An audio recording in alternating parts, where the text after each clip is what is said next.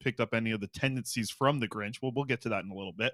But first, I want to mention we have a guest today as well. Alexa Potack going to be joining us at about 1:15 here. Excited to chat about some Swedish prospects with her. And our guests, they're brought to you by the great folks over at Zephyr Epic, and the Boxing Week deals just around the corner, so get ready for those. You can check them out, ZephyrEpic.com, for all the Pokemon, Magic, Yu-Gi-Oh! Sports cards. And our promo code, Hockey Season, all one word, Hockey Season, capital H, capital S, $5 off your order, and free shipping all throughout Canada. Harm, we're rocking the Christmas chains today. And I almost pulled this off last night at the game. I showed you the picture of it. I had it on right before leaving, but I decided not to wear it. I did throw the pendant on to keep it 1,000. Oh, I thought it was 100. You're going 1,000 here. Blow it up, keep it to 1,000. You got your you got the gold and silver one shining there, some diamonds mixed in. We're feeling good. Definitely legit.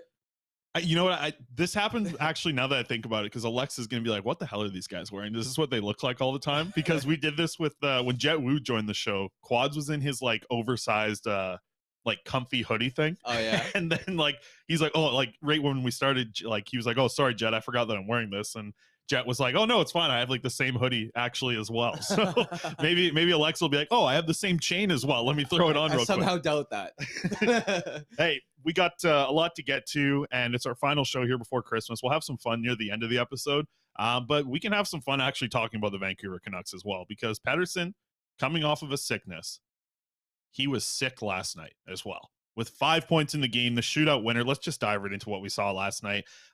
It was Pettersson's fourth 5-point night of his career. He's played in 275 games in the NHL.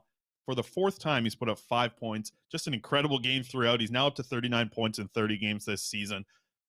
It was a good feeling at the rink yesterday. A very different feeling watching this Canucks team when Pettersson's on the ice. We got the tweet up here from Dmitry Filipovich as well. What a night for Pettersson. Scores 2 goals, 3 assists, 8 shot attempts. And the Canucks, the goal differential with Pettersson on the ice for 1933 last night. 5-0. They scored 5, do not get scored on. When Pettersson wasn't on the ice, Canucks gave up 5 goals and were not able to score 1 goal. What a night for Pettersson. Where do you want to start with what you saw last night? Unbelievable. And it's funny because the way the game started, I thought this might end up being pretty similar to the games against St. Louis and Winnipeg, where Seattle through the first 10 minutes was all over Vancouver, and they were just coming out dominating in terms of spending zone time, winning puck battles. The speed differential was noticeable. Vancouver, for whatever reason, just couldn't clear the puck out of the end, out of their own end. Like I don't even know. Like, forget about moving it out with possession. The amount of board battles or clearances where it's like a weak backhand gets stopped at the line somehow, and the Kraken were able to keep the puck in the end. There was a 2-on-0 that Spencer Martin stopped, a bunch of rush chances. And then, of course, the Jared McCann going far side, catching Martin sleeping at the wheel after he had bailed them out so many times earlier as well, which is kind of the story of watching him even 10 goal, is he'll make all these unreal high danger chances, and then it's the softy that you figure is an absolute freebie save that he somehow lets up. How funny was it? You and I, between us in the press box, Kevin Woodley, who did the intermission panel, and he's like, oh, you know, before the game starts, he's kind of talking to both of us. And he's like, oh, I hope it's like a good period for me to talk about goaltending. And that's the first goal that's given up. We can't hear what's being said on the panel, but I wonder if Woodley had to address that early on. But yeah, tough situation for Martin, but he made the bounce back. But Absolutely. You brought it up. It felt like that game, you know, when the score is 5-3, I'm like, And even in the second 3-1, period. Yeah. Like at 3-1, it was like, oh man, especially when they scored quickly back to back. It's like, this could unravel really quickly. There was a time where I watched, you know, early in the second period, I think I'm looking at it, I'm just like, oh, okay, yeah, I think it was the 3-1 goal. I'm like, oh, it's over, right? Like the effort level you could just see was different. But man, I tell you, Pettersson just dragged them into the fight last night. Like he had a great game, obviously, with the 5 points in that game, but it was just more than that. It was more about, you know, what he was doing in the defensive zone. Spencer Martin talked about that a little bit later. I felt like he was pretty early in the game taking really short shifts. Like he was always the first to shift off. So obviously the sickness was affecting him. It just didn't seem to affect his actual play when the puck was near him throughout the game. Like just stick handling into his own zone, stick handling the puck out of trouble, everything. Like you know, you're damn lucky that Elias Pettersson is on the Vancouver Canucks and able to play in games for this team, because without him, this is a much different looking team. And it was all the excitement last night came off the stick of Elias Pettersson. You just so much fun to watch, and it was on full display last night. It was pretty crazy as well, because you mentioned the fact that he was still feeling the effects of the sickness. I wasn't sure if he was even going to play. I don't think anyone in the organization was quite sure that he was even going to dress tonight until pretty close to it. Obviously, he ended up taking the morning skate, but the fact that he drew in under those circumstances, and keep in mind, Boudreau was hesitant too. He said he was apprehensive, unsure about what version of Pettersson he was going to get. And so you saw in the first period ice times, Pettersson was around the 4.5-minute mark. He was playing third line minutes, being sort of eased into the situation. And then obviously towards the end of the first period, he had that sick rush play where Kuzmenko was sort of holding the puck at the offensive blue line. Pettersson was gathering steam without the puck, and it was kind of like a handoff play, handing the baton off, and Pettersson was flying down the wing. Perfect play to sort of thread the needle. And that's one thing that sticks out about Pettersson compared to every other player on this team, is that ability to thread the needle and make that perfect pass while rarely turning it over in the offensive zone. I think we've seen instances here and there where he might try and make an extra play in the defensive end and it ends up resulting in a turnover. But on the offensive side of the puck, he's almost always right on the mark in making that play. Doesn't matter if it's a flat pass, doesn't matter how aggressively the defender is closing on him, doesn't matter if he has to sauce the puck over traffic. He's consistently finding it tape to tape. And that's really important because in today's NHL, defensemen are asked to sort of step up in the rush really aggressively. And what you'll notice is if you screw up on your odd man rushes, because of how far up the ice your defenders are, it's going to be an odd man rush back the other way. Right. And if you remember, that's how the Canucks scored one of their goals during their comeback. Was Seattle had this odd man rush. I'm trying to remember which goal it was. Maybe it was Kuzmenko's in the third period. But they, I think Martin had made a good save, and the Canucks were just, that Pettersson line was flying back up the ice, and they had that pretty tic-tac-toe goal. But I mean, I just don't even know how else you can sort of describe Pettersson's dominance. There was an inevitability watching him play in that third period where it was more surprising to see him on the ice and have a shift where he didn't score. Yeah. That's how dangerous it felt. Honestly, the whole time in that third period, even when they were down 5-3, as soon as Kuzmenko scored, I just sort of knew in the back of my mind, like the way Pettersson's going, there's no way the Canucks don't at least tie it and force an overtime or shootout. I think that the one that was really interesting, when you brought up there, I forget if it was a 3-on-2 or just a 3-on-3 rush for the Kuzmenko goal. Such a smart play by Kuzmenko that doesn't get talked about as well, but watch how that play like develops where, yes, Pettersson comes in with the puck, gains some space. I think it was a 3-on-2. Then he makes a pass across to Pettersson, who obviously makes a great pass across to Kuzmenko as well. But I mean, like, Kuzmenko's ability to go to the net is so great at 5-on-5 because that gives Pettersson such an option to listen. His shot is obviously good, and it was on display yesterday. He had a really nice one-timer to tie the game up at 5-5. But those little tap-in things, like, that's where Pettersson's smarts really come to show, and his playmaking so well, like such a high level as well, that when he's playing with a guy like Kuzmenko who has such a good stick near the net, you love to see those kind of goals at five, like on the power play, right? Like those happen. Yeah. You're going to get like the opportunity for it. Exactly. But with Kuzmenko at 5-on-5, making that happen, that's a massive skill in its own right. Being able to score those goals. You saw Brock Besser earlier in the game have one of those tap-ins that didn't find the back of the net. He couldn't get a good wood behind it and couldn't put it into the back of the net. But with Kuzmenko, it's such a skill to me to see him, work around the crease. And it's not like he's this big body guy. It is like the evolution of what a net front presence player is, right? And Kuzmenko's ahead of the game with that. He did it all in the in the KHL when he was over there last year, and you could really start to see it. I didn't think he was going to have this type of immediate success right now, but it's clear that when he's playing with Pettersson, the intelligence is the thing that's what's leading that line offensively, right? Like, both of them have a good shot, and when the good shots happen, that's going to be great. But to me, it's like watching a line play smart offensive hockey is so great to see. And I think that's what you're getting with Kuzmenko. That's why he's having success with Pettersson. And Pettersson's going to be interesting to see play with them for what I think might be a little bit of time here, because he finished at a ridiculous level in the AHL. And you can ask Sheldon Dries, like, finishing at the AHL and finishing at the NHL is very different. But a right shot guy with some good size, some good length, a good one-timer from Pettersson, it'll be interesting to see where he kind of shakes out with this team, especially with Höglander and Podkolzin down in the AHL. If Pettersson starts to show some success, it might be a better thing to leave Podkolzin and Höglander down there long term.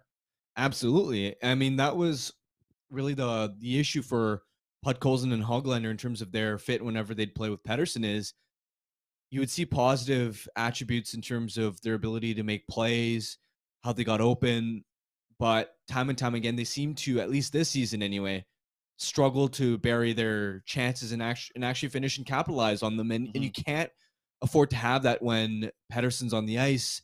That's what makes what you were referencing earlier with Kuzmenko so critical is he never screws up those opportunities when he does find open ice, which you're always going to find when when you're playing on a line with Elias Pettersson. He's going to be the player that draws all the defenders in. All eyes and attention are going to be on him. So when you think about wingers who can complement him well, you don't necessarily need a line mate that can dazzle with the puck and make a ton of pretty plays and create space. You more just need someone who can find that open ice and just capitalize on those chances and have the smart instincts to know where the next play could be and how Pettersson sort of thinks the game. That's where Kuzmenko has obviously been a really special fit, and with Pettersson too, Peterson, I should say. Yeah, it's gonna be tough for that. I know. But with Peterson off the rush, like he buried that chance and he did it with conviction. He didn't hesitate, which I think in the first sort of game we saw him play, he was a little bit hesitant to pull the trigger on a shot. I think there was one rush in his first game where he had tons of time and space to shoot, but he seemed to try and pass back to try and find the trailer. But you saw that decisiveness out of Peterson, even with the pass to set up Kuzmenko. What a pretty feed. I think that decisiveness and having that confidence and faith in himself is going to be essential, because when you talk to a lot of players that first make the jump from the AHL to the NHL, I think the biggest hurdle is often mental in terms of trusting their own ability to try things and trust their finishing ability, to trust their playmaking ability, and not just revert to the safe play and not screwing up. I think that first game we saw Peterson was maybe in his shell a little bit, whereas I think against the Kraken on a line with Pettersson, he just trusted his instincts. There was a decisiveness, and I think that's going to be essential for him to continue to be a good fit on that line moving forward. Yeah, and it'll be interesting to see if that, I expect them to play tonight. By the way, we have a game against the Oilers tonight. We got some good bets to get to as well later on in our Betway bets for that. But another thing that we saw with Pettersson back in the lineup, which we didn't see before he went out with the sickness, was Boudreau kind of going back to that, what you would call like the strong spine of this team with the three centers down the middle. What did you think about seeing JT Miller kind of back in the center spot again with now Pettersson and Horvat in the lineup? I'm still not a believer in Miller at and by the way, yesterday he's with Dakota Joshua and Brock Besser kind of to start the game, but we did see a little bit of movement pretty early on in the second period back to the Horvat and Miller shift, but it felt like the third period they got back to breaking that duo up and going with the 3 Cs. Yeah, I've got to be honest. I didn't love the other line combinations outside of the Pettersson one. I also think in terms of putting Miller in a position to succeed, I understand the logic of why Boudreau sort of assembled Joshua and Besser, because I'm sure Bruce is thinking about the Pearson, Miller, Besser line around December, January of last year, which won a ton of puck battles, was able to control play on the cycle and excel that way. And I'm sure Boudreau looks at Joshua's size and the little bit of offensive touch he's shown this season, and maybe he thinks that you're able to kind of replicate what made that Pearson, Miller, Besser line successful last season. But Miller and Besser, I don't think that they've looked great. I think for Besser especially, it was another tough game where it seemed like he wasn't winning his battles. I think that's the biggest difference I've noticed out of him is he seems a little bit soft on the puck. He's not able to make those plays along the wall, which is essential because he doesn't have the speed and the pace to make plays through the middle of the ice.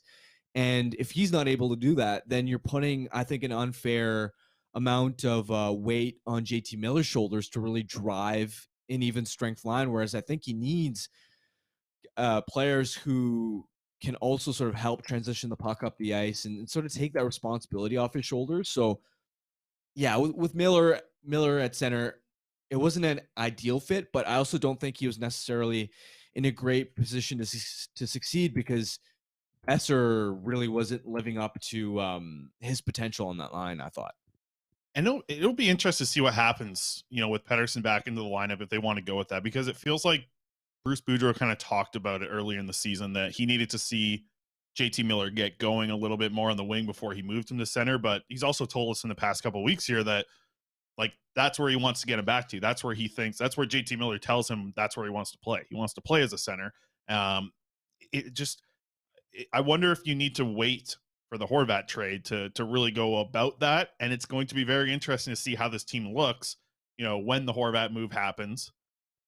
Your top two centers are going to be Pettersson and Miller. And it's clear to see right now, to this point in the season, to this point of how these players are developing, playing two-way game, everything, that Pettersson is going to be the 1C, no debate, after this happens. And I think you could have somewhat of a debate right now, looking at ice time, looking at how they're deployed in defensive zone shifts, everything. But I feel like once the Horvat move happens, that is going to be a big swing into Pettersson is our franchise player, our 1C. You've obviously heard the talks about it up to this point. Everybody in the fan base knows it right now that this is the untouchable in this team. Elliot Friedman reporting it obviously last week on the show, everything. It feels like maybe once we see that movement happen, I'm curious, do you think we're going to start to see a lot more of these, big matchups where Pettersson's taking on McDavid every shift, where he's taking on McKinnon every shift, going up against these top players in the league? I wonder if it takes that to happen or if we're already at that stage, because right now, maybe coming off a sickness, you're not going to play Pettersson in that role. But after the trade happens, it's going to be very interesting to see how the top six kind of looks and is deployed, because I think it's going to be a little bit different. You're right. I think Horvat, year in and year out, even going back to the Travis Green era, was consistently one of the most extreme players in the NHL in terms of when you would look at the matchup data and how often he'd play against elite competition.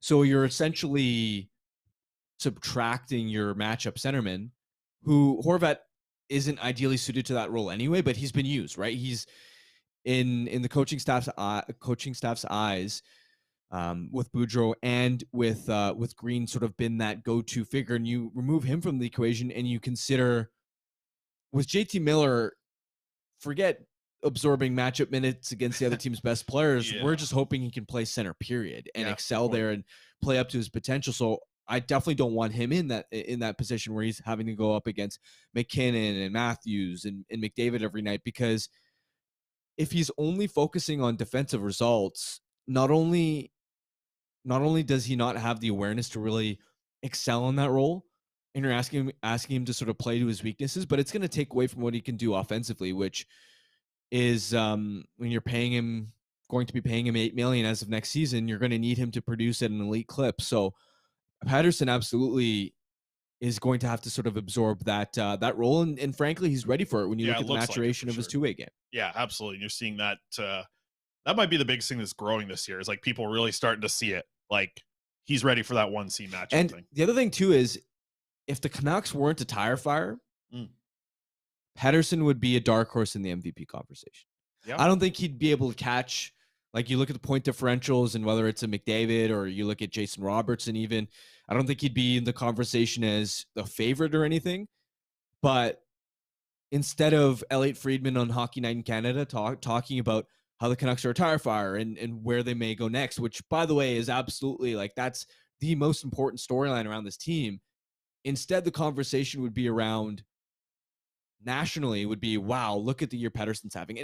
And I feel like outside of the Vancouver market, it's been swept under the rug and it's been overlooked because there's a million different things going on in terms of the future of the Canucks franchise, what's going on with Horvat and all these other storylines, that it's a shame that I don't even think Pettersson's getting recognized as much as he should be nationally. Because Nick Suzuki's having a great year, but there was some TSN poll about best players, best U23 players in the league or something, and Pettersson was obviously ahead of Suzuki, and you saw a lot of fans going, "Oh, Suzuki over Pettersson." I'm like, are you guys nuts?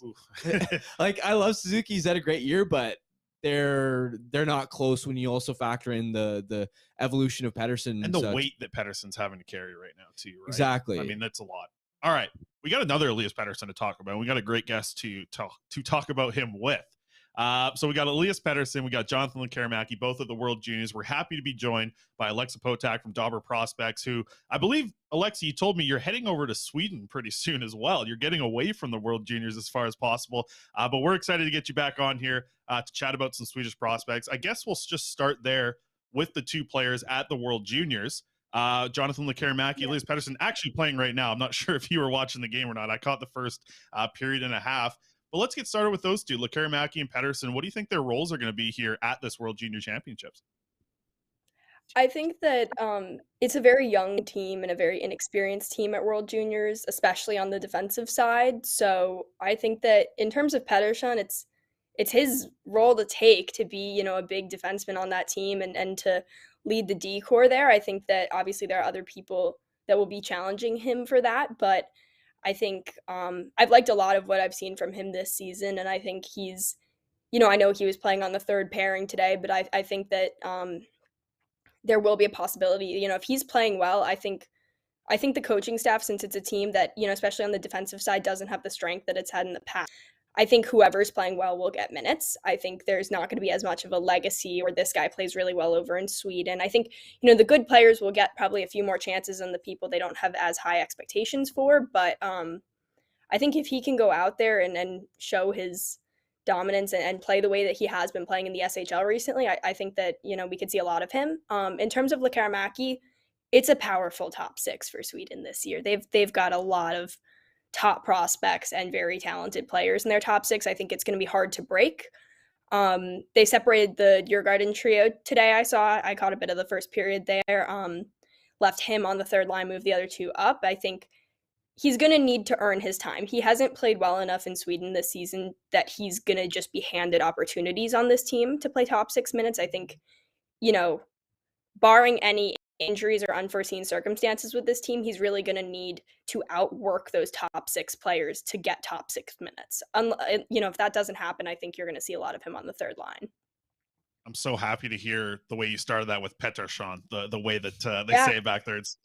I want to ask more about him because, 14 and a half minutes over his last 5 games. Like I was kind of tweeting it out. I'm like, career high in minutes. It felt like he did that for 2 weeks. We're seeing him at the World Juniors now. Even today had a tough giveaway, but playing physical, a lot of shots on net is what I saw in the first half of this game. What is it about Elias Pettersson that you like over there in Sweden? I think, a lot of people look at his point totals. He definitely can put the puck in the net and help to set up plays, but something I've seen across a lot of Swedish prospects that might start to fit into that offensive defenseman mold is that they're not very good at defense or certainly that's where the flaws in their game are. And I think, I think this is something that that you've spoken about between his physicality and his defensive instincts. I think he's very good using his stick in the defensive zone and to carry it through transitional play. I think he's a really well-rounded game in all areas of the ice, which has made him very successful and earned him, constantly getting new career high ice times in the SHL. I think, I've seen him play obviously a good bit this year with Örebro, but haven't gone out of my way as much. And so just recently looking closer at him, it doesn't take very long to notice that he can slow the game down when he's playing out there and that he can understand what's happening in front of him and has good reaction time to that. So I think overall, I've just been happy to see his game adapting to the SHL at like an even better pace than it was last year, because he got a good number of games last year, just obviously less ice time, and he's certainly earned the increased time. With Lekarmaki, he obviously hasn't had the season so far that I think a lot of fans are hoping, of course, on a team with another pair of highly touted first round picks as well. I'm curious what you've seen from him in the Allsvenskan. I think obviously he had the experience last year in the SHL, so people were kind of hoping that he down in the second tier league would hopefully tear it up, and we just haven't seen that as well. Obviously also battling illness with his mono and recently the concussion. What have you seen out of Lekarmaki, both the good and the bad? Yeah, so I think he still has the right ideas. He still has the same mind that he got drafted for. I think he's just had trouble converting. You can see that he's setting plays up. He's just having trouble finishing them and getting that end result, especially in the offensive zone. I think a lot of his points this season also lack the confidence that I'd like to see from him. He's a good player. He got drafted high. I don't know what is bogging him down. I don't know if it's the injuries. I don't know if it's the relegation. I don't know if it's just not playing well and feeling like you're below expectation and that continuing to weigh on you. It could be a number of different things, but he just isn't the dominant player, even in the professional leagues that we saw last year from him. He doesn't have the same confidence and the same swagger in his game. He's getting a lot of power play minutes, which is a good thing, and I think a good way for him to like find his game again, because that's obviously somewhere where he's, being set up to play well. Though at this point, he's averaging about 2.5 minutes of power play time per game and hasn't been on that many power plays so far that have ended with a puck in the net, which isn't all entirely on him, of course, but for a team that's, they're middle bottom in Hockey Allsvenskan in power play, I think they're about 22%. I think he's been on, I was looking on Instead earlier, 4 successful power plays this season, getting 2.5 minutes a night through like 20 games. You'd like to see a little more there. Yeah. But he keeps getting the minutes. So, hopefully that's something that comes with time. He just needs to really, I think, get his game back. It's still in his head. It's just not in his body at this point. With both of these players, the exciting thing for Yeah. Canucks fans is that they are eligible for next year's tournament as well. So I'm curious what your expectations are this year for the Karamaki. Like, what can you walk us through what a good tournament looks like for both of these guys? Yeah, sure. Pettersson's it's a little bit more unknown because I think overall the D pairings and the ice time for defense is a bit more unknown. I think, a good tournament would be ending up in the top 4 and getting good minutes and getting a couple points. I think the Swedish team this year is a little bit of an unpredictable situation. Obviously, they have a strong top line and some good prospects scattered throughout their lineup, but they lost a lot of people from last year, and they don't have that many people that have played in this tournament before as compared to previous years. So I think that Lekaramaki, I think a good tournament, I think a handful of points, would like to see him get a little bit of power play time. I think that that's reasonable. I think, with the way he's been playing, I think if he can get, a couple points in the group stage and, assuming they advance to medal round and to anything after the group stage. I think, a couple points through this tournament, whatever, if they play, 7 games in this tournament, that, if he can get, 3 or 4 points, I think that's a good tournament from him at this point, just with the pace of production from this season and the ice time that he may or may not be getting. So it will be interesting to see what he does. He played decently in international tournaments in the past, has played pretty well in some of them, certainly. So I think this is a chance for him to get his game back. I think that this is a chance for him to boost his confidence, and I certainly hope that he uses it as that. I'm curious, as a scout, how much stock do you Sure. put into international tournaments like the World Juniors? Based on your experience, have the World Juniors been a really useful reference point, or do you think the evaluation aspect gets overrated? I think it's a mix. I think a lot of these junior tournaments, the roster building, the lineup building, it gets a little political at times. So I think sometimes people are granted more or less opportunities than they deserve for reasons other than their play. So that's the first kind of thing I take into account with it. It's not present in every single coaching or lineup situation, but it certainly can be.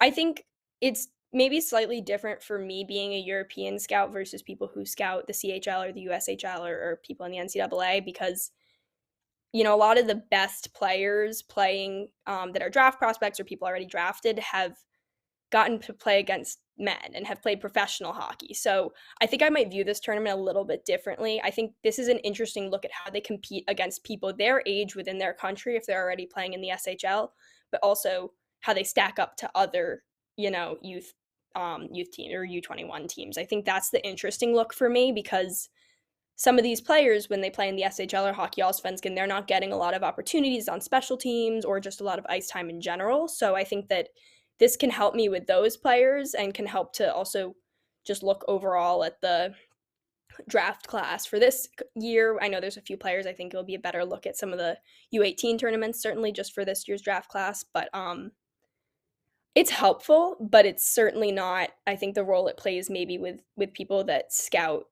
players that primarily play in junior leagues. I think the exciting thing will be watching some of the top players here in this tournament, and specifically when Sweden plays Canada. That's going to be a lot of fun to watch Billy, Bedard, Carlson play against each other. Do you have Leo Carlson at 3, or where do you kind of have him shaped up against this top talent who we've talked about on the show a lot? If the Canucks can get in the top 4, we're laughing. But where do you have Leo Carlson? So our Dobber rankings just came out this morning. We had him at 4. That was a big conversation to have. There was a decent number of people arguing for him at 3.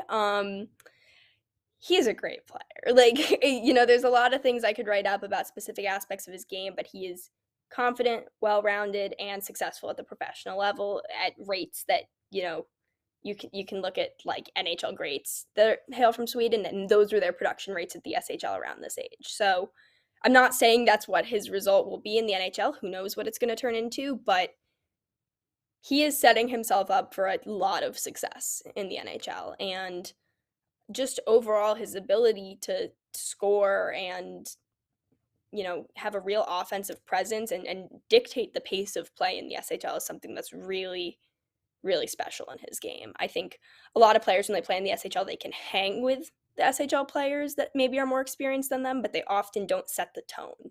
And I think that's where he differs from people in the past, and that's why he's a really special prospect out of Sweden. One of the Canucks' other interesting prospects who they signed after he was a first-round pick from the Minnesota Wild, I believe, in the 2018 draft, was Philip Johansson. And with Frölunda, seems like he's really taken the next step in terms of rounding his game out as a two-way defender. I'm curious, what have you seen in his development, and do you potentially see an NHL future with him, considering the way his development is trending right now? I'm not entirely sold on him at this point. I think there are some good aspects to his game. I think, you know, he's got a good shot. I think that it's not always the most accurate, but when it is, you know, it looks pretty, and he's got a great one-timer. I think, you know, that's easy to see, but a lot of his production with Frölunda this year has been in the CHL. So they're stacking up against teams that aren't generally even to their level of skill. You know, you're playing French teams or playing teams even out of the Czech league, like just leagues that don't necessarily match up with the NHL and with Frölunda's or SHL, sorry, my bad, but and Frölunda's talent. But I think he has some good aspects to his game. He's a good skater. I've been impressed by what I've seen from that. But I think overall, just his instincts, he can go invisible sometimes. I think just with how far out from the draft he is, I'm not going to take his draft pedigree into account because I think that was a slightly controversial pick.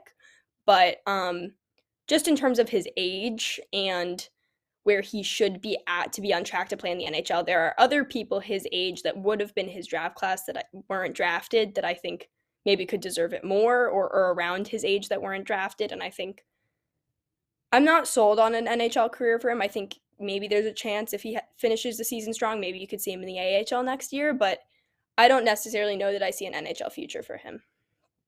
Just so hungry for a right shot defenseman in Vancouver. They'll click. No, I get it. Alexa, we have a question in the chat here that I want to get to. This is from Commander Sure, Vander. yeah. They asked, do you feel Lekaramaki will still get his power play time despite likely starting outside the bottom 6 at 5-on-5? I think it's also one of those earning it things. I assume this is about World Juniors, so I would say I think he could get it. I think it depends on who they're playing. I think it depends on the score. I think it's a very situational thing, but I could see him getting it. He brings a lot to the table for the power play. Like, it's, you know, that's a very simple thing to look at, and I think that his skill set it still makes him a threat on the power play. Though he hasn't been successful this season, I could see him getting opportunities. I think, like I've said, this is a young team. This is an inexperienced team with World Juniors, and I don't know exactly what Magnus Havelid's coaching strategy is going to be for this tournament, but I could very well seeing it be like, this is our lineup. If people don't play well, we're going to switch it up, and that applies even in game. You know, I don't know that he's locked into a bottom 6 role. If he's playing well, I could see a lot of playing around during the first few games in the tournament, especially during the group stage. I think that, you know, they still need to figure out the chemistry, whether he's with the other 2 players from Djurgården, whether he's not. So I think I could see it happening. He's not going to be a lock on the power play, and he's not going to be on the first unit most likely, but I could definitely see him getting minutes. I think final one, we'll let you go on this one, Alexa. Sure. A lot of Canucks fans are going to be watching Sweden because we're excited to watch two of our prospects play here. What's something we haven't talked about that you're excited about to watch from Team Sweden here at the World Juniors? We've touched on Leo Carlsson. We've touched on the Canucks prospects. So what's something that you, as someone who follows Sweden so closely, is excited with this tournament? I'm excited for Axel Sandin Pellikka, probably the most. He's super opportunistic, super hungry. He has taken advantage of everything that's come his way. And, with this tournament, and as I've spoken about kind of the uncertainty within the D-core, I'm interested to see if he just takes this opportunity and runs with it. He's earned time in the SHL. He's played very well during his time and, accumulated. He's got 5 points in 14 games this season in the SHL as a draft-eligible defenseman, which is pretty good. And I think that seeing him compete at World Juniors will be a very interesting thing because I think he's someone that people need to have their eye on for the draft, but especially for this team. Absolutely. I think he's playing with Pettersson today, actually, as well. Yeah, I believe so. Yeah, lots of ice time, actually, for them in the first period when I watched anyways. Alexa, appreciate it, as always. Yeah. We love having you on here to chat about the Swedish prospects. And safe travels on your vacation here coming up. Enjoy that. Thank you. Yeah, happy holidays. Thanks, Alexa. That's Alexa Potack from Dobber Prospects. Had her on in the past. Love chatting Swedish prospects with her. She's, I like watching a lot of prospects. She watches a lot more than I do. So great perspective there on Team Sweden. And it will be interesting. Like Lekerimäki, listen, he's ultra skilled. The stuff that he does on the power play is excellent. And she kind of talked about him having good tournaments with the international play that he's been in. The U18s is probably what Alexa was mostly referring to, where he was just excellent points leader at that tournament. I think it was like 14 points in 8 games, something like that. A ridiculous amount of points. Kind of a reason why he shot up the draft board quite a bit and looked like a really good pick for the Canucks at 15. Things haven't gone his way so far this season. But like she said, this might be a good reset here and a kind of an area for him to gain some confidence heading back into the second half of his Allsvenskan team, because you've seen him play a decent amount. Harm, the skill is clearly there. It's just, can he tie it all together? And I think that's the worry that a lot of people have had so far, but he's still so young, still had to battle the concussion, still had to battle mono up to a certain point. Like, even young for his draft class. Yeah, young, small, like there's so much skill there. And we saw him at development camp where it was like, man, even though he was like, when we talked to him in the media, we're like, wow, okay, he's a kid. Like, he is a skinny kid. He is a 18-year-old, 17-year-old, I think at the time, kid.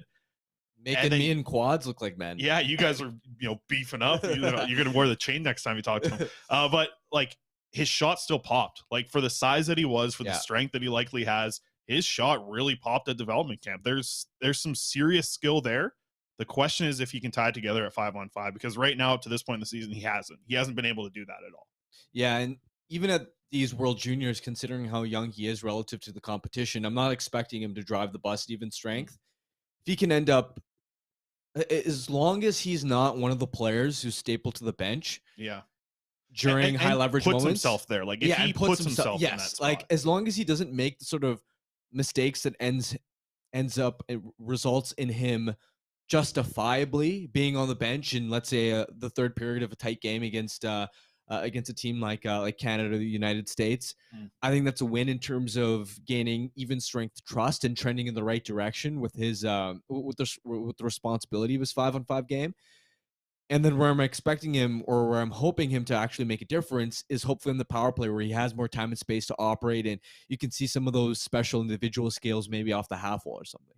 Yeah, and I think you mentioned it there. Like, you don't want to see the mistake, because next year, like next World Juniors, he's the guy. You want him to be next year. He's the guy. Him and Leo Carlsson, probably the guys who are going to be the top line guys for Sweden. So that's what you want to see this year. You want it to just be a build. It doesn't need to be a peak. You don't need to see him really like rip up this tournament. I think there's even right wingers on this team, like Fabian Lysell is going to be that for them. Yeah. He's going to be excellent in this tournament. But like you said, if you can just see sort of like a trend in the right direction as this tournament goes on, that's a win for Lekerimäki. As for Pettersson, I love when you throw back the Swedish pronunciation of Pettersson. That's the way Alexa said it. For him, it's just minutes, right? Like, if he gets minutes in actual tournament play, awesome. If he's playing against some of these top tier teams and getting 10 plus minutes, that's a win for me, because he's going to play in this tournament next year. And he's already looking like he's earning a little bit of trust from the coaching staff. And I continue to say, like, he right now, to me, like, Elias Pettersson is the highest rising prospect in the Canucks system right now. He's pushing for number one. If he has a really good tournament here and like earns that and really climbs up and continues to play good in the SHL, he could be surpassing Lekari-Mackey on my number one list as we move on here a little bit. But as well as Koskinen, he's going to be in this tournament as well, and we'll see what happens with the goaltender there for Finland. If he continues to play well and earns some ice time as well. Let's wrap things up on a fun note. Christmas corner here. Alex, we'll get to this. Alex, before we go any further, we want to bring you in here because you sent a video of you were watching The Grinch this morning. I believe that was the cartoon one. And you've got kids, Alex. What is the go-to kids Christmas movie in the household right now? I guess this is Christmas corner. This is Christmas corner, man. Your favorite thing on the ticker down there, Alex? Yeah, the Grinch. The new Grinch, actually. Or the newer There's Grinch. a new Grinch? New Grinch. Well, like, for me, it was the new Grinch.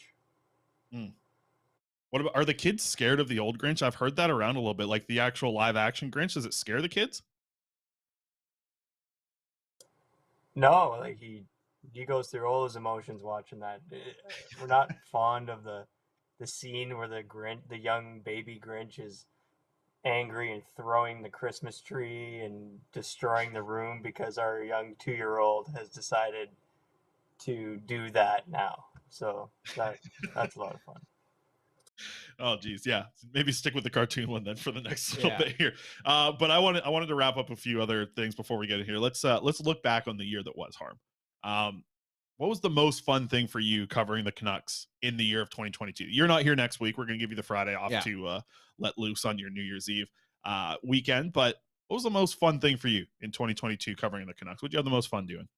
I had the most fun being back in the locker room and being able to get to know players at a deeper level. I mean, there were a couple of conversations in particular that stood out. Obviously, just in general, being able to talk to guys and start building relationships, but being able to tell Luke Schen's story in terms of the demotion, minor league, back in Anaheim in the 18-19 season, and just understanding the adversity that he went through and being able to understand these players not only as elite athletes but as humans and understanding the obstacles that they've been through in life. It's been awesome connecting and learning about Schen's story early in the season. It was great. Unfortunately, still haven't found the right timing to drop it, but on the road, had a chance to talk to Podkolzin for 15-20 minutes, and he really opened up about just life in general coming over to North America, and it was really cool seeing his perspective. Considering I don't think anyone can really understand what he had to go through coming over as a rookie last season. So with him being able to talk to guys like Quinn Hughes again, and just being able to rekindle those relationships, because that's going to pay dividends down the line when, I've got projects that I want to work on. And again, just trying to connect. That's what I love about the most about what we do, is being able to connect the players and the fans and help tell those stories. Just so that the fans can understand the players as people, because I think that's what makes it easier to root for a guy, is knowing their journey. That was lost a little bit in the COVID time because everything was on Zoom. I've completely noticed how different it is being in the locker room, how much more fun it is, and when you get a player in a good mood and they want to tell a story, it's fun to be able to be, the vessel that's able to tell it to the fans. I'm 100% with you there. Yeah, there are some other couple stories that I've got coming out, which related to minor league stories of guys getting sent down for a bigger project that I'm working on nationally. And there's some hilarious things in there that I'm really excited. I think that piece will probably drop late in January. I've spent a lot of time working on it. And even just being able to hear those stories, it's like, damn, you really went through that. And again, that would not have been possible during COVID times. Well, I want to bring up my favorite thing was development camp coming back. I was obviously listening. Of course, I love the prospects, but be able to have that camp, get all these players from around the world together. That was my favorite weekend of covering the Canucks for sure. But I also wanted to ask your favorite trip that you did, because you were flying all around the world, all around North America, Mr. Worldwide, Mr. Worldwide, doing it up, turning down Vegas trips, all of it.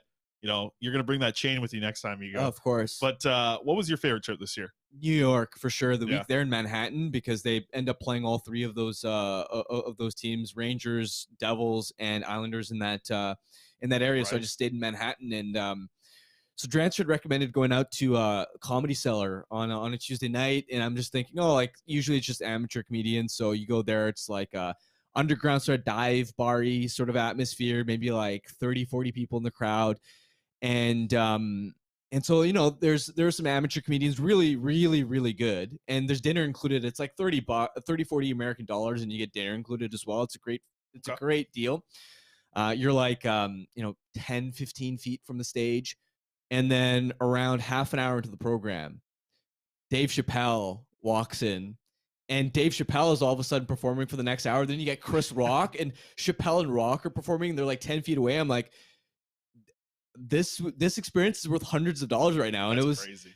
It was an amazing sort of experience. And it was one of those where it's like, they took our phones away in the beginning, just so like you can't record anything. And it was great because it's like you're in that present moment, and man, those guys absolutely ripped it up. It was like a month before the whole Chris Rock getting slapped by Will Smith thing too. So that was absolutely unbelievable. And Chappelle came off the stage, and he could tell that I was like looking at him just because I was like, I mean, this is so strange. I would have never expected this. We didn't even know he was going to perform, and he could see, and you know, as he's coming off stage, shakes my hand or whatever. It's just like, this is New York. This is experience you won't get anywhere else in the world. And you know, a dumb lucky timing, I guess. Man, my story sucks now. I had a really good time in Penticton. I thought it was fun. That was a lot of fun too. Penticton was a blast too. We had a good golf. You and I actually did on the golf course. That was a lot of goodness. fun. We'll bring the clubs next time for sure. Yeah. But Montreal was a good time too at the draft. That was obviously a good time as well. Just kind of meeting with all the hockey world, and we're looking forward to the draft next year actually in Nashville. So very much looking forward to that as well. But hopefully the Canucks have a high pick. I'm hoping that Dave Chappelle shows up on a stage in Nashville. You know, I've never been to like a comedy show before. Really? Yeah, never been to. I would highly recommend a club or anything like that. So yeah, I wanted to go here, but I think the one in Vancouver shut down after COVID. There is for my birthday this past summer, I went to some like amateur drop-in sort of thing, and I find those are really good because some of them are hit and miss, but some of them are so bad that they're so funny. Right. And and I think it was like $6 to get in or something. And then of course, if there's an actual comedian that you like, at one of those amateur ones, there was like a professional guy, Hassan Phillips, who was just practicing material, and he was unbelievable. And then when he ended up coming back to tour here, went to see him again. So I mean, absolutely, like getting a good laugh in, so good for so good to get those laughs in. I think I am going to one in February actually here, because my fiance has got like a couple podcasts that she listens to, and they're also like comedians on the side. So they're doing like a group where there's like a bunch of podcasters doing like a comedy tour. So I think I'll be at one here pretty soon. So excited for that moving forward. But any final wishes here? Harm, you've done I think this is your 5th Friday doing the show here. Anything for the YouTube chat? Anyone heading into Christmas here? No, just Merry Christmas. I'm glad Elias Pettersson gave us all kind of a reason to keep watching, because boy, if it was another 5-1 sort of loss, it would have been, you already had people sort of understandably being like, man, it's getting tough to watch some of these games, especially the couple without him. So really glad that he was able to do that. And to, all you guys that listen to the podcast, all you guys that read our articles and participate in the live chat, like you guys are the real MVPs. I mean, sticking it out through a phase like this during the Canucks' struggles, it's going to be that much more rewarding and fulfilling when they're eventually back on the upswing, and you can point to a year like 2022 and be like, I survived that. I didn't quit. I was in the YouTube chats. I was there. I wasn't one of those fake fans that jumped off the wagon. I watched JT Miller struggle at center and then find his way back on wing. Yeah. I saw Tyler Myers making a bunch of giveaways, and it'll make the success of the team that much sweeter. So you guys are warriors. You guys are troopers. You guys make a huge part of what makes it fun to cover this team. Very well said. Let's get out of here with the Betway wrap up. We'll close it up because we do still have a Canucks game tonight. And by the way, it's been a good episode to finish. I feel like on a pretty positive note to finish off before the Christmas break. Because listen, we could have gone down the road and worried about a lot of things, but Alexa was great. Love having her on. We'll definitely have her on. I saw some people in the chat asking for her some more. We definitely will have Alexa on down the road again. She's one of our favorites to get on here to talk Swedish prospects. Let's get to the Betway wrap up. We got the Canucks game tonight. I got Leon Draisaitl and Quinn Hughes both to put up 2+ points. You're getting that at plus 350 over on Betway. And then our second one, the big one, Canucks to win. That's right. I'm rocking with the Canucks winning tonight, Harm. Over 6.5 total goals in the game. So a lot of goals, but also Connor McDavid and Elias Pettersson to score in that. You bet That's $10. not a bad. That's like not a bad $10 one. will return you 170 there. I think like that. This is like, I wouldn't think that like this Didn't is a your one. Coyotes bet hit last week too? I think on the Friday did, but last night we almost had a big one hit too. If the Canucks would have lost and Miller would have scored at some point, it would have been a huge. But this one, like I tell you what, this doesn't feel like a 1 in 16 chance of happening. No. This feels like a better than 1 in 16. McDavid chance. always scores. Yep. And if the Canucks are going to win, Pettersson's going to score. Yeah. Like that's the way it's going to go. So I feel pretty good about that big one here today. What's in terms of over 6.5 total goals? Is that as like both teams combined? Oh, this is okay. Bet the house or what? Smart. I don't know about that. No, but you got to bet responsible. Bet the responsible way. That's what they say over there smart on man. Betway. All right. Thank you to everyone. Enjoy the Christmas time. We're going to be back on Wednesday. We're going to take the Monday off. We're going to take the Tuesday off. And next week as well, we're giving Alex the week off for this show as well. So we have our backup producer coming in. We'll see how that goes. Delia. Yeah, our Colin Delia is coming in. Alex, Merry Christmas to you as well. Anything you want to say to our listeners here? I know the people in the chat, they don't mention it that much, but I see on Twitter all the time they love you, Alex. So anything you want to say to the listeners of the show here before we close out for the Christmas break? Thanks for watching and listening, and please watch and listen in the new year. Have a happy holidays, Merry Christmas. Love you're that energy. Company man, Alex. Man of the people. All right. We'll wrap it up there. Thanks, everyone, for tuning in. Merry Christmas to everyone. We'll see you after the break. Enjoy the Canucks game tonight. Enjoy some time off here. Be with your families. Open some gifts. And we'll see you on the other side next Wednesday. That wraps it up here for us at the Canucks Conversation. We'll see you next week, folks. Thanks for listening to Canucks Conversation, delivered by DoorDash. Hit the subscribe button to never miss an episode. How about keep it to a thank you, Jim?